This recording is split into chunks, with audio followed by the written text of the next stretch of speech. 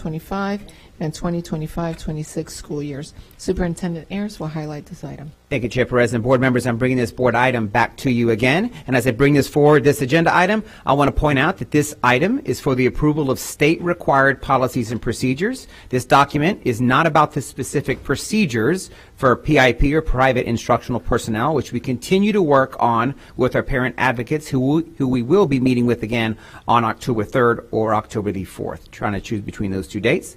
Florida statutes require that district school boards submit to the Florida Department of Education proposed procedures for the provision of special instruction and services for exceptional students once every 3 years. This document serves as the basis for the identification, evaluation, eligibility determination, and placement of students to receive exceptional education services, and as a component of the district's application for funds available under the Individuals with Disabilities Education Act, and is required for the district use of weighted cost factors under our FEFP formula.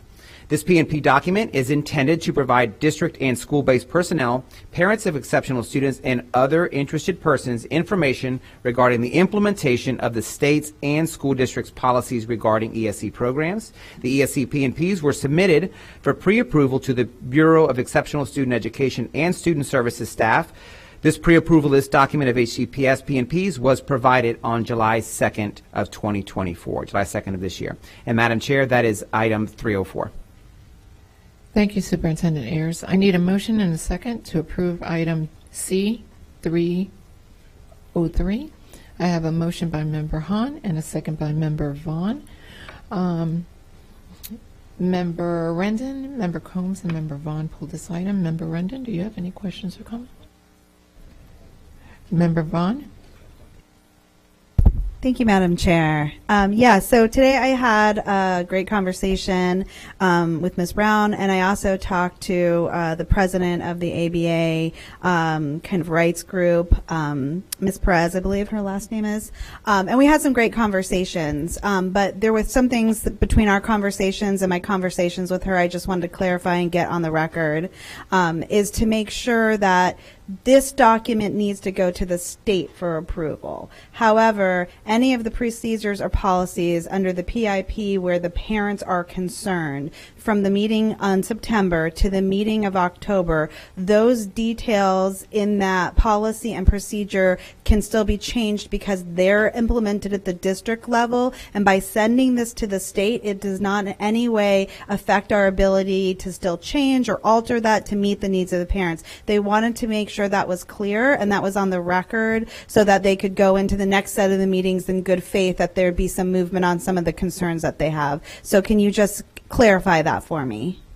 Yes, ma'am. Thank you for saying that, because that is exactly right. So this document that goes to the state, there are certain procedures in here that are written in here by the state, and we're basically saying, yes, that we're going to implement them. The PIP is one of those that the state puts in here that we can't edit. There's other documents in here that we can edit, but the private instructional personnel procedure that we implement in Hillsborough County that we're working with that focus group on, that is separate from this. We will continue to work on that document and edit as necessary. We're meeting with them on October 3rd to look at all the agreements that we had at the last meeting, and then we had some things that we still want to talk about, and we're going to bring those up on October 3rd. So we'll continue to work on those procedures internally. That's nothing to do with this document. It's completely separate. Okay, and I just want to say, you said there were some things that we did put into this, but that's separate from the concerns that they have. Anything that they've brought up in the emails, and I know you've seen them because they've been shared with you, are all things that we can still work on, change, have movement on, accommodate families on. This is not, approval of this is not going to prohibit us from any movement on working on those items with the families. That is correct. Okay, thank you. I appreciate that. Thank you, Member Vaughn. Member Rendon? Thank you, Madam Chair.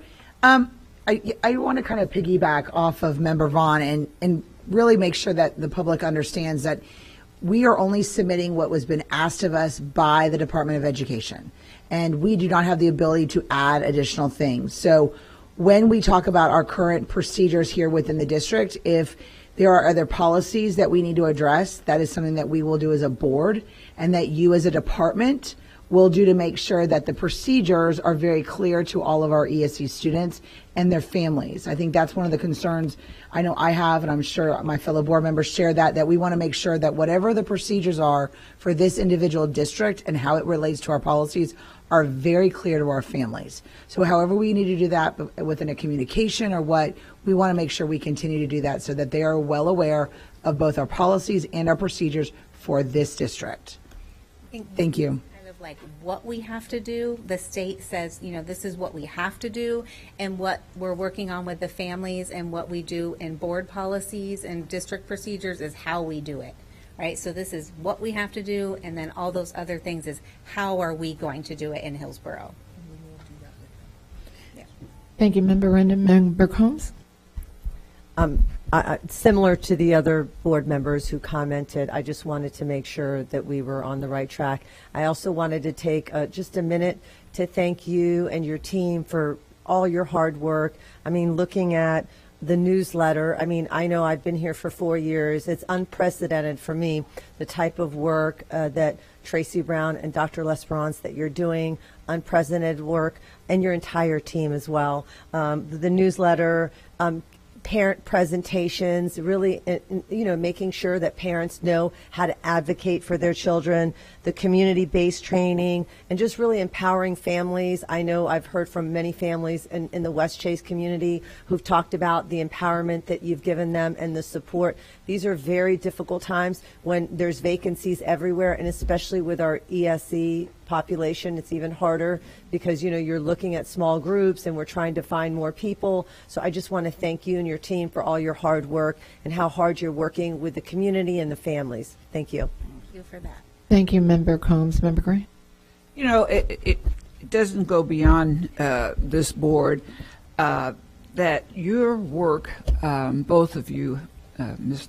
L'Esperance, you have done probably more eclectic and innovative practices than I've ever been seeing, at least since being on the board. I want to